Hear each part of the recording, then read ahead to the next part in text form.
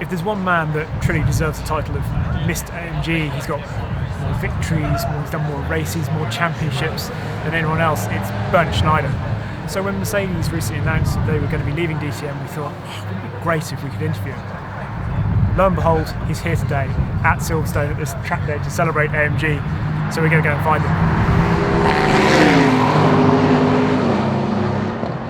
Bernd, thank you so much for joining us. I just wanted to ask you a few questions about DTM. Do you have a favourite memory from DTM and all the years that you've raced in it? So of course, there are a few good memories or special memories.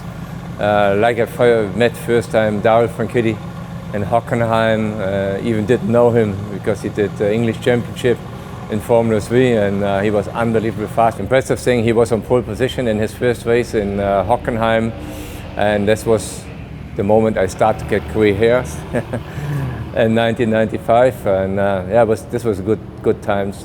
The cars back then, the sort of the ITC cars and those DTM cars with the sort of the adjustable sort of weight balance and stuff, they were amazing machines, weren't they?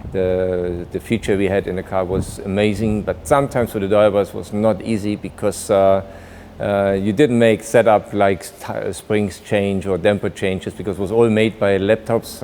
It was a really interesting time, and especially that in this time there was no test limits. That means we spent a lot of testing times on the racetrack, and this is what the race driver like to have, not being in simulators, being on track and testing new technology features. Was there any piece of technology that when you first got into the car and they said, it's a new piece of technology, you thought, wow, this is...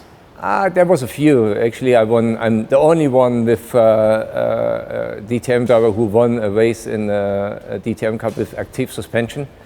And this was not was owned or was developed by Mercedes, and I won the race in Singen with that one, and this was really impressive to see. The car was really stable, and was the first time that I have been in a saloon car race, and where I said, okay, this is like my Formula 1 car.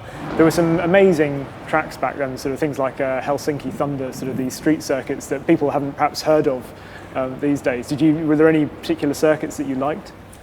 In those days we did a lot of city races, and honestly I'm a fan of this kind of racetracks because there are no track limits, they are just wall or you're on track. If you look on YouTube, obviously there's images of possibly one of the biggest accidents I think I've ever seen, and presumably your biggest ever accident, which was at Spa in 2005 in the DTM car. Yeah. Was that your biggest accident, do you think? No, it wasn't my biggest accident, but I think the biggest accident was on TV coverage. But I had a few accidents in Formula 1 as well.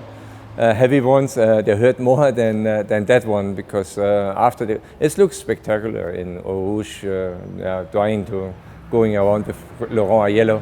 It's not possible in two cars. I can tell you, everyone who drives next time doesn't work. And it was really a hard impact, but the DTM cars are really safe, and I wasn't worried to get injured even when I start flowing off.